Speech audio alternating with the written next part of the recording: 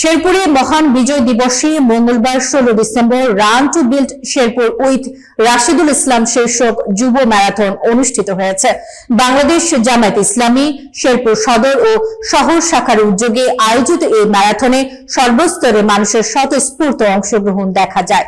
শেরপুর জেলা প্রতিনিধি আমিনুল ইসলাম রাজু জানান, সকাল 7টায় শেরপুর শহরের খোয়ারপাড় মোড় থেকে থানা মোড় পর্যন্ত ম্যারাথন অনুষ্ঠিত হয়।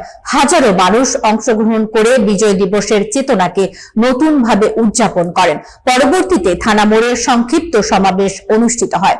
সদর উপজেলা জামায়াতের ভারপ্রাপ্ত আমির মাওলানা নূরে আলম সিদ্দিকের সভাপতিত্বে প্রধান অতিথি হিসেবে বক্তব্য রাখেন বাংলাদেশ জামায়াত ইসলামী মনোনীত শেরপুর 1 আসনের সংসদ সদস্য পদপ্রার্থী হাফেজ রাশেদুল ইসলাম, জেলা জামায়াতের আমির মাওলানা হাফিজুর রহমান, শহর জামায়াতের সহকারী সেক্রেটারি প্রভাষক মোহাম্মদ জাহিদ আনোয়ার সহ অন্যান্য নেতৃবৃন্দ।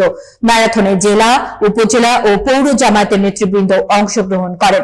আয়োজকরা বলেন, এমন ক্রীড়ামূলক উদ্যোগের মাধ্যমে বিজয় দিবসের চেতনা ছড়িয়ে দেওয়া এবং যুব সমাজকে সক্রিয় রাখার উদ্দেশ্য সফল হয়েছে।